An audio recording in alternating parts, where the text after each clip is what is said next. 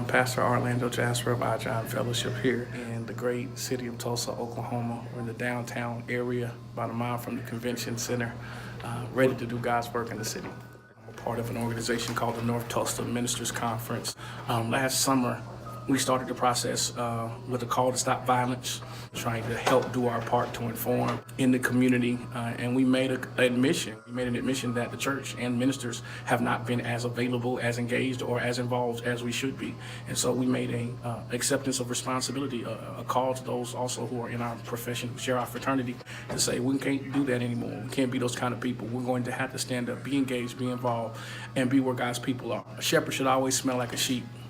Well, ultimately, we have to recognize that if we don't stake our claim, there's going to be no place found for us. I believe there's a history and a culture that we can maximize on to bring economic stimulus to our framework. The people who should benefit from this more than anybody are the people who were affected by the most. That's why I love what the Black Wall Street Chamber is doing with the co-op of buying properties together and redeveloping them, so this city can start to see its own process where we are no longer invalids, but we begin to be our own best help.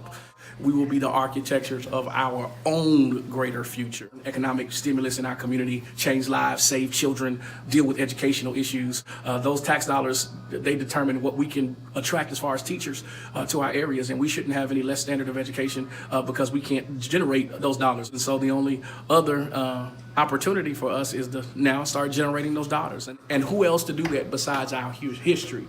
Who should better profit from our history but those who have sown that history in pain and in sorrow? Well, my hope for the greater community requires a couple of phases. And ironically, I would tend to agree with Malcolm X when he said there can be no black-white unity until there's first black unity.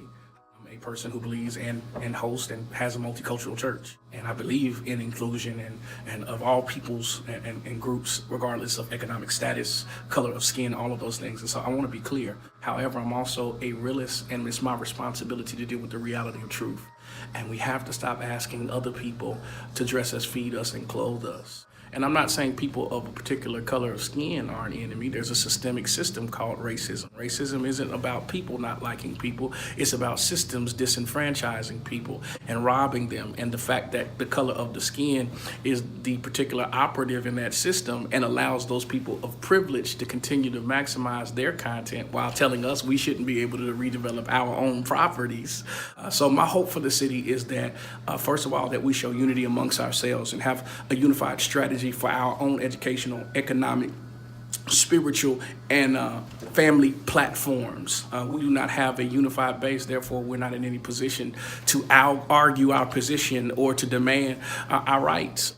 And so that's what we wanted to do, man. We wanted to be in our community, and not for the sake of publicity, but for the sake of actually loving our community.